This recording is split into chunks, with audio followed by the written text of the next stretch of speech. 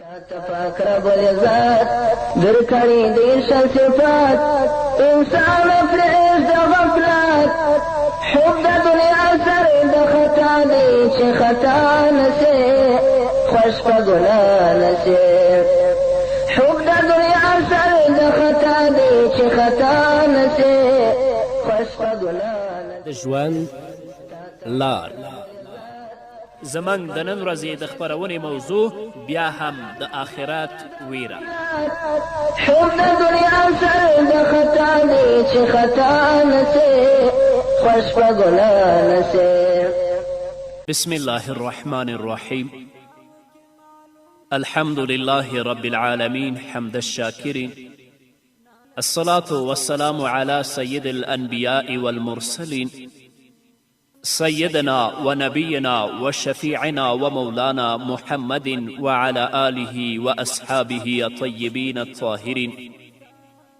قدرمنو اوریدونکو د ژوند د لارې د خپرونې مینوالو السلام علیکم ورحمة الله وبرکاته ستاسو روغتیا او خوشحالي د پاک رب نه غواړم په دې هیله چې د صحت او عافیت جامې پر تن ولرئ او خوشحالي مو په برخه وي دا دی زه محمد یاسین فهیم د ژوند د لارې د خپرونې په وړاندې کولو کې ستاسو په خدمت کې یم زموږ د نن ورځې د خپرونې موضوع بیا هم د آخرت ویره درنو اوریدونکو حضرت عمر بن عاص رضی الله تعالی عنه د مصر فاتح او والی و همدارنګه حضرت عمر بن عاص رضی الله تعالی عنه د شام په جهاد کې سترې کارنامې سرته رسولې وې کله به چې په هغه باندې د آخرت فکر غالب شو او د الله رب العزت عذاب به ور په زړه شو یو عجیبه شانته حالت به ورباندې راغی لقیط وایي یوه شپه مې واوریدل چې حضرت عمر بن عاص رضی الله تعالی عنه لمونځ کاوه او په ژړا ژړا کې به ویل الهي تا عمر ته حکومت ورکه که ته غواړې چې له هغه څخه حکومت واخلې او هغه د دوزخ له اور څخه وژغوري هغه خوښ دی حکومت ورڅخه واخله کله چې د مړینې په ناروغي اخته شو د ژوند تیرې پیښې به یادولې او ژړل به حضرت عبدالله ابن عباس رضی الله تعالی عنهما یې پوښتنې ته ورغی او د حال پوښتنه یې ورڅخه وکړه حضرت عمر بن عاص رضی الله تعالی عنه ځواب ورکړ څه پوښتې دنیا مې لږه آباده کړه او دین مې ډیر ویجاړ کړ هغه مې چې آباده کړې که مې ویجاړه کړې وای او هغه مې چې ویجاړ کړی هغه مې آباد کړی وای نو په پوره باور به بریالی شوی و که اوس هیله ګټوره وای نو ما به ضرور هیله کړې وای که په تیښته خلاصېدلی شوی نو تښتېدلی به وای خو اوس د منجنیق په شان د ځمکې او آسمان ترمنځ په هوا کې بند پاتې یم نه د لاسونو په واسطه پورته ختلی شم او نه د پښو په ذریعه لاندې کوزیدلی شم ای ابن عباسه ما ته داسې لارښوونه او نصیحت وکړه چې ګټه راته ورسوي کله چې دا خبرې حضرت عمر بن عاص رضی الله تعالی عنه حضرت عبدالله ابن عباس ته وکړې نو حضرت عبدالله ابن عباس ناامیده کوونکی ځواب ورک هغه ورته وفرمیل اوس زما عمر 80 کلونو ته رسېدلی او ته ما د الله له رحمت څخه ناامیده کوي یا الله ابن عباس رضی الله عنه ما ستا له رحمت څخه ناامیده کوي ته ما ته دومره تکلیف راکړه چې ته راڅخه راضي شي ګورئ د ده شان ته وګورئ د حضرت عمر بن عاص شوکت ته وګورئ د محمد رسول الله نږدې صحابي دی خو بیا هم د آخرت ویره څومره د ده په زړه کې پرته ده څومره د الله نه ویریږي که د دیو په شان فیصدي د آخرت ویره زموږ په زړونو کې پرته وي د الله نه وویریږو زه په دې مطمئنه یم چې الله به موږ کامیابه کړي خو زموږ سراسر ژوند په غفلت کې تیریږي سراسر ژوند مو په بې اعتنایي کې تیریږي نه مو آخرت په زړه کې شته او نه مو د الله ویره په زړه کې شته ابن شماسه یې پوښتنې ته ورغی نو حضرت عمر بن عاص رضی الله تعالی عنه دیوال لورې ته مخ واړوه او په ژړا شو زوی ډاډګیرنه ورکړه او د محمد رسول الله صلی الله علیه وسلم زیری ورته واورولو. هغه وویل له ما سره د غوره دولت لا اله الا الله محمد رسول الله شهادت دی، پر ما باندې د ژوند 3 دورې تیرې شوي دي.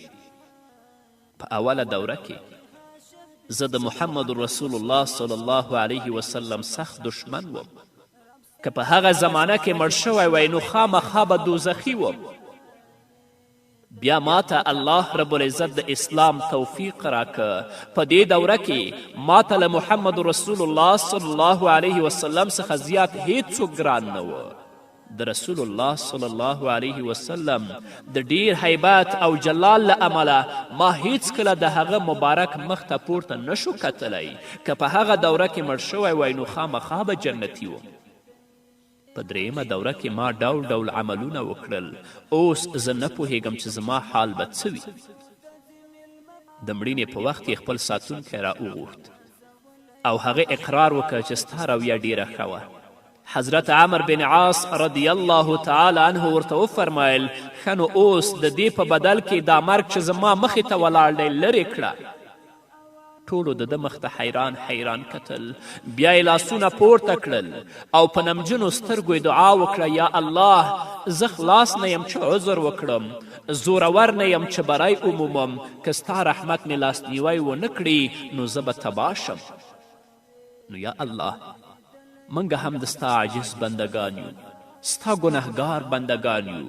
د حضرت عمر بن عاص رضی الله تعالی عنه په شان په نمجنو سترګو تا ته د تضرع او د عاجزي لاسونه پورته کوو.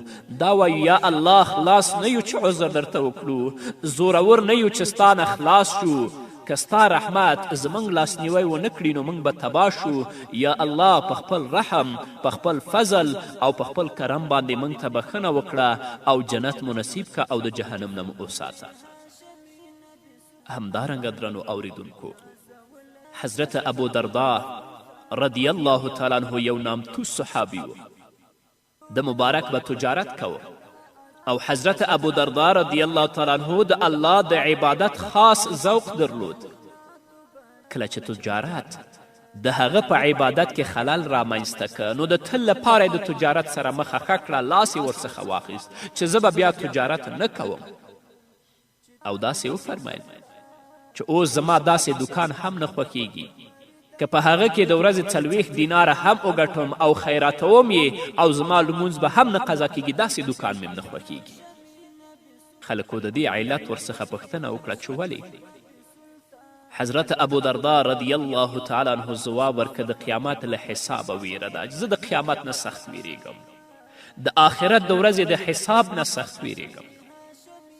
د هغه دکانداری او د هغه تجارت د هغه په عبادت کې خلل رامنځته کوي، تل لپاره تجارت سره او دکانداری سره مخه ښه کوي، بیا ورته لاس نه وړاندې کوي. نن ورځ ستاسو دکاندارانو ورونو ته زه وایم چې کله د جومات په څنګ کې ستاسو دکان دی، د الله اکبر او د حی علی الصلاة او د حی علی الفلاح نارې اورئ، دکان نه پورته شوي یاستئ، جومات ته جمع ته تللي یاستئ یا په دنیوي ګټه باندې اخته یئ. هغه تجارت او هغه دنیوي کار چې ستا په عبادت کې او مانځه کې خلل راولي، په دې باندې پوه شه چې د هغې لارې نه کمې پیسې ته لاسته راوړې، هغه پیسې تا لپاره حلالې نه دي بلکې هغه پیسې حرامې دي. که موږ په دکان کې 20 روپۍ ګټو، 10 روپۍ ګټو، جومات ته او جمع ته کله هم نه حاضرېږو. د 20 روپیو لپاره، د 500 روپیو لپاره لرې لرې سفرونه هم کوو، خو هلته چې په جمع باندې زموږ یو مونځ الله په 28 او په 25 منځونو بدلوي، د دکان نه نه پاڅېږو، جمع ته نه ځو. د الله په حضور کې جواب سخت دی که آسانه؟ د آخرت ویره د کم ځای شو؟ د الله ویره د کم ځای شوه؟ که د آخرت ویره زموږ په زړونو کې پرته وای نو موږ به آخرت ته په دنیوي کارونو باندې تل لپاره ترجیح ورکوله. اوس چې دنیوي کارونو ته په اخروي کارونو ترجیح ورکوو، دا د دې لامل دی چې زموږ په زړونو کې د آخرت ویره نشته.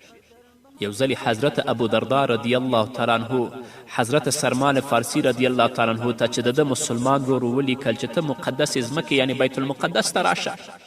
حضرت سلمان فارسی رضی الله تعالی عنه حضرت ابو دردا ته ځواب ورکړ چې هیڅ مقدس ځمکه انسان نشي مقدس کولی. بلکې د هغه عمل په خپله هغه مقدس او متبرک کوي.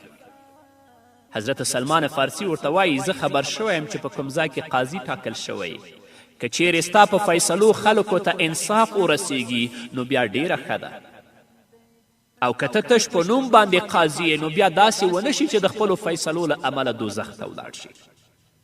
دا د نن ورځ اکثر قاضیان چې زه وینم دا تش په نامه باندې قاضیان دي. تاسې یقین په الله وکئ چې د باینو د مغلس ترمنځ تور څه فرق هم نشي کولی. ما په سترګو لیدلی دي دوی به د الله په حضور کې د آخرت په ورځ څه ځواب وایي. یحیی بن سعد وایي له دې څخه وروسته د حضرت ابو دردا رضی الله تعالی عنه حالت داسې شو چې کله به یې د دوو کسانو ترمنځ فیصله وکړه او هغوی به بیرته روان شول، په هغوی به نظر واچو او وبه ویل په رښتیا چې زه په نوم قاضي یم، راشئ او خپله معامله یو ځل بیا بیان کړئ، امکان لري چې له ما څخه په فیصله کې غلطي شوې وي. دا ټول د څه دپاره؟ د دې لپاره چې د هغوی په زړونو کې د الله ویره پرته وه، د دې لپاره چې د هغوی په زړونو کې د آخرت ویره پرته وه. د آخرت نه سخت ویرېدل دنیوي کړاو دوی خوښوه، خو په آخرت کې د الله رب العزت حضور ته درېدل او سخته پوښتنه کول په دوی باندې ګران و. یوه ورځ حضرت ابو دردا رضی الله تعالی عنه د خطبې لپاره منبر ته پورته شو.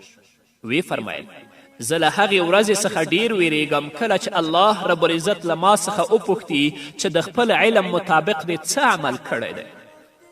د قرآن کریم هدایت به ګواه جوړ شي، پوښتنه به وکړي چې تا د اوامرو څومره پابندي کړې، د امر آیتونه به ووایي چې ده هیڅ نه دي کړي، بیا به پوښتنه وشي له نواهیو څخه دې څومره ځان ساتلی، زاجره او ټکان ورکوونکي آیتونه به ووایي بلکل ځان نه دی ساتلی. ای خلکو آیا زه به هغه وخت خلاص شم؟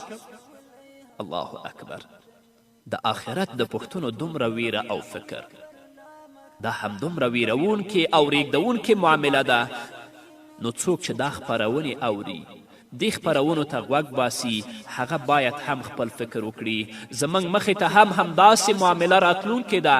دا کوم داستان او قصه نه ده. یا الله زموږ به څه حال وي؟ موږ له تا څخه د خپل حال د اصلاح درخواست کوو. زموږ نفس ډیر قوي دی او په مقابل کې موږ ډیر کمزور یو او دنیا کلابد کړي یو. حضرت ابو دردا رضی الله تعالی عنه له حضرت بلال رضی الله تعالی عنه سره په شام کې میشت شو او هلته وفات شو.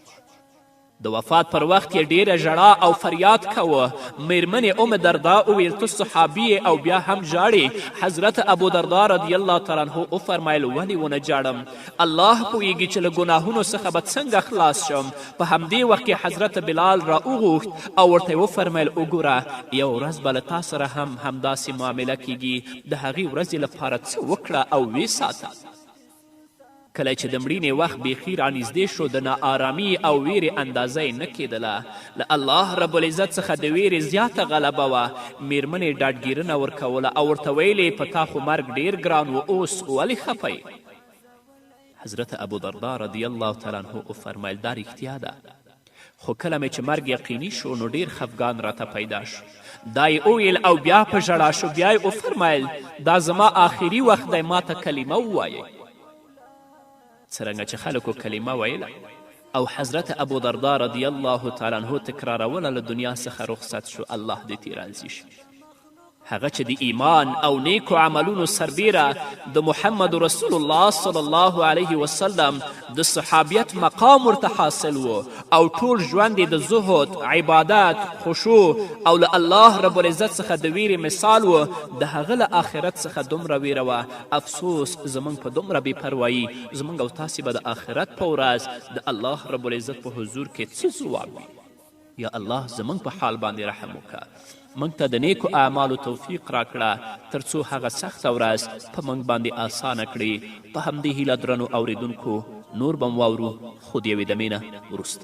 ایله صفا که د زړه چاره رڼا که د زړه خدای ته ژړا که د زړه شمع د اوښکو پر لیمو باندې روښانه که لرګیانه که شمع د اوښکو پر لیمو باندې روښانه که لرګیانه که چې د دین په ډیوه لکه مین پروانه کباب که خپله سینه په یادېدو د هغه ښکلي نازنین وژاړه سم په یقین وژاړه.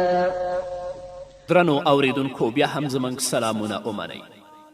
همدارنګه حضرت ابو هریره رضی الله تعالی عنه د محمد رسول الله صلی الله علیه وسلم نږدې ملګری او جلیل القدر صحابي وګورئ چې د آخرت نه څومره ویریږي.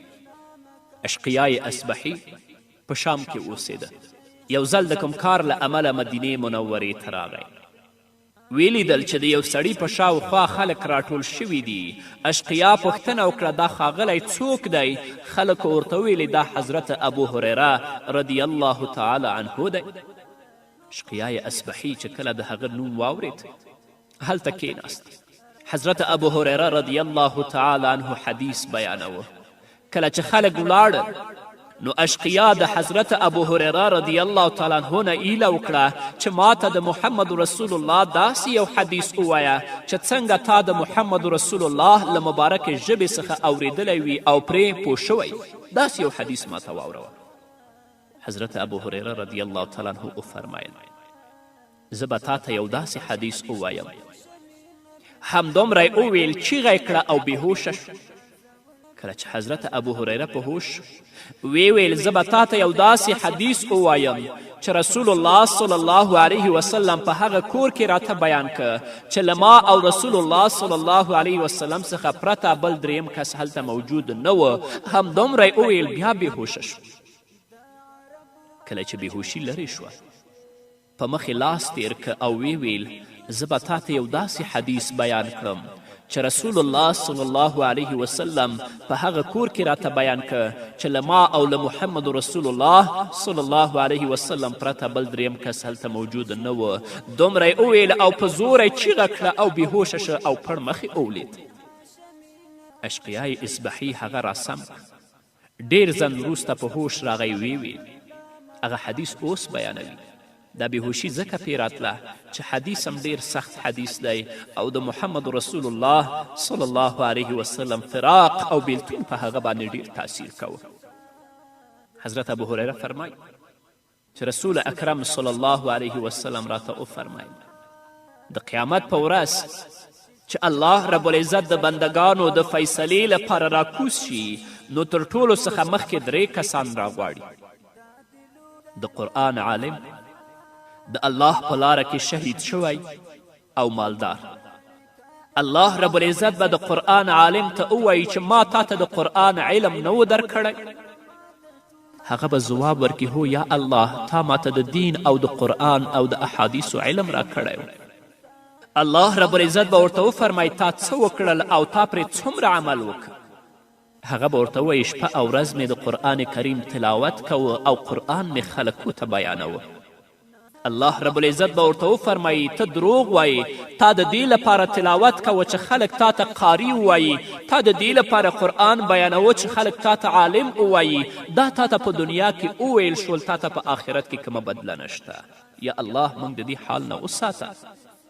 ډیری داسې قاریان شته چې محمد رسول الله صلی الله علیه وسلم د هغو په هکله فرمایي رب قار یقرأ القرآن والقرآن یلعنه. ډیر داسې قاریان دي چې قرآن لولي خو قرآن پې لعنت وایي، ځکه د قرآن په آدابو نه پوهیږي، په قرآن باندې عمل نه کوي. خپله به حافظ د قرآن وي، د محمد رسول الله ګیره به په مخ نه وي. خپله به حافظ د قرآن وي او نیکټایي به په غاړه کې پرته وي. ډیری داسې عالمان هم شته چې هغو علم کړی خو د دې لپاره نه چې د الله رب العزت دین، د الله کلام، د محمد رسول الله صلی الله علیه وسلم احادیث د الله بندگانو ته ورسوي، بلکې د دې لپاره چې په خلکو کې نفاق، شقاق او بدبختي خپره کړي او څنګه خلک په بدعت کې ژوند وکړي. مبارزه کلم نشته. حضرت ابو هریره فرمایي بیا رسول الله صلی الله علیه وسلم وفرمیل د دې نه به وروسته الله رب العزت د مالدار څخه پوښتنه وکړي چې ما ته مالداره کړی وي او د خلکو له احتیاج څخه مې خلاص نه کړې؟ هغه به ورته ځواب ورکړي هو یا الله تا ما ته په دنیا کې مال راک او د خلکو له احتیاج څخه دې خلاص کړم. الله رب العزت به ورته وفرمایي چې هغه مال تا چیرته ولګوه؟ هغه مالدار به ورته ووایي ما صلې رحمي کوله، خیراتونه او صدقې به مې ورکولې. الله رب العزت به ورته وفرمی ته دروغ وایي، ستا هدف دا و چې خلک تا ته سخي ووایي او تا ته وویل شول په دنیا کې، نو په آخرت کې تا لپاره هیڅ څه نشته. شته داسې خلک هم په دنیا کې شته چې د ریا او د سمعت لپاره د خپل ټول کارونه سرته رسوي، او ځینې داسې مالداران خو شته چې ټولې پیسې په فساد کې، په منکراتو کې او په فجایو کې لګوي. کله چې د زوی او د لور واده وي، لک او 50,000 ډمانو ته ورکوي، هلته رقاصو ته ورکوي تر څو د ده ژوند په عیش و عشرت کې تیر شي. الله ته به هلته څه ځواب وایي؟ الله به درته وایي چې دروغ وایي، کشه کې جهنم ته ګزار کوي. د الله ویره د کم ځای شوه؟ د آخرت ویره د کم ځای شوه؟ د دې نه به وروسته الله رب العزت هغه انسان را وغواړي چې د الله رب العزت په لاره کې د وژل کېدو دعوه کوي. له هغه څخه به وپوښتل شي چې ته ووژل شوې. هغه به ځواب ورکړي تا په خپله لار کې د جهاد امر کړی و او زه ستا په لاره کې وجنګېدم او ووژل شوم. الله رب العزت به وفرمی ته دروغ وایي، تا غوښتل چې خلک تا ته زړور او بهادر ووایي او تا ته په دنیا کې دا وویل شول. ډېر داسې کسان هم شته په آخرت کې تا لپاره کومه بدله نشته. حضرت ابو هریره فرمایی رسول الله صلی الله علیه وسلم چې دا حدیث بیان که په لاس سره زما په ورانه وار وکه او وی فرمایل ابو هریره له ټولو څخه مخکې به دغو 3 کسانو ته د دوزخ په اور کې غوټې ورکړی شي. پناه یا الله، یا الله پناه غواړو. زمونږ په نیت کې اخلاص پیدا کړه. یا الله موږ ظالمان یو، یا الله موږ ګناهګار یو، موږ ته بښنه وکړه، موږ له ناروا نیت څخه وژغوره. اشقیای اصبحي بیرته شام ته ولاړه او دا پیښه حضرت معاویه رضی الله تعالی عنه ته بیان کړه او هغه ډیر وژړل. حضرت ابو هریره رضی الله تعالی عنه په خپلې وروستۍ ناروغي کې مرګ یادوه او ډیر به ژړل. خلکو د ژړا سبب ورڅخه وپوښت. حضرت ابو هریره وفرمایل زه د دنیا په زړه غولونکي ښایست پاتې کېدو پسې نه ژاړم، بلکې د آخرت د سفر په اوږدوالي او د توښې په لږوالي باندې اوښکې تویوم. زه اوس د دوزخ او جنت د لوړو ژورو په منځ کې یم، معلومه نه ده چې له دغو څخه به په کومه لار ځم. دا د آخرت د فکر نتیجه وه چې د ناروغي په حال کې د ژوند هیڅ هیله ورسره نه وه، او که کومه هیله ورسره وه هغه یوازې دا وه چې زر تر زره دا د ازمیښت دنیا پرېږدي او ابدي ژوند ته ورسیږي. ابو سلمه بن عبدالرحمن یې پوښتنې ته ورغی. د رواج او دستور مطابق د صحت دعا ورته وکړه. هغه ویل یا الله بیرته مې دنیا ته مه ګرځوه. او بیا یې ابو سلمه ته ویل هغه زمانه به ډیر زر راشي چې انسان به د سرو زرو له ذخیرې څخه مرګ ډیر خوښوي. که ته چیرې ژوندی وې وبه وینې چې څوک د کوم قبر په خوا کې تیریږي، نو دا هیله به کوي چې د دې مړي پر ځای زه په دې قبر کې ویده وای. حضرت ابو هریره رضی الله تعالی عنه د هغو ریښتینو مؤمنانو څخه و چې په الله او په آخرت باندې ریښتینی باور درلود، او هغه ابو سلمه ته د خپل ځان په شان ایماندارو خلکو په هکله خپل نظر څرګند که، ورنه زموږ دنیا پرستو حال چیرته داسې دی. من خپل خپلوان او عزیزان خښوو، بیا هم هیڅ پند ورڅخه نه اخلو. الله تعالی دې موږ ته په آخرت باندې ریښتینی باور را په برخه کړي او په دنیا کې دې د آخرت خوښوونکو په شان د ژوند تیرولو توفیق راکړي، تر څو الله رب العزت هغه سخته ورځ په موږ او تاسو باندې اسانه کړي. په همدې هیله درنو اوریدونکو، دا وه زموږ د نن ورځې خپرونه چې ستاسو درانه حضور ته وړاندې شوه. تر بلې خپرونې پورې چې زه بیا هم ستاسو درانه حضور ته راځم، تاسو ټول په لوی الله سپارم. پاتې ژوند مو نیکمرغه، ښاد، بریالي او کامیاب اوسئ.